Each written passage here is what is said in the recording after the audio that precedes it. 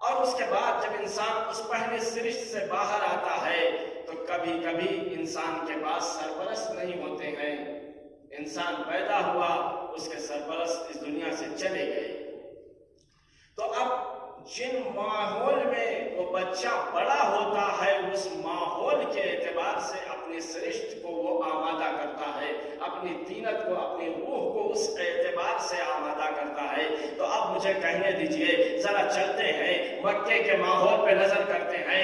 یہ دیکھیں کہ عبداللہ کے بیٹے کے اوپر اگر باپ کا سایہ نہیں ہے تو عبداللہ کا بیٹا جوانی میں 40 سال کی ایج میں یہ جو لا الہ الا اللہ کی آواز بلند کر رہا ہے، یہ کس رشت کا اثر ہے، کس روح کا اثر ہے کہ یہ بزرگ ہونے کے بعد لا الہ الا اللہ کا آواز، لا الہ الا اللہ کا نعرہ بلند کر رہا ہے.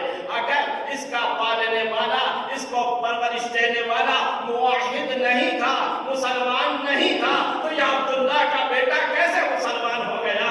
صلوات پڑھیں محمد و آل محمد پر. اللهم صل على محمد وآل محمد.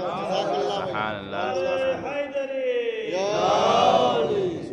اس لیے کہ اسی بچے کے ساتھ ساتھ اور بھی بچے پرورش پائے ہیں.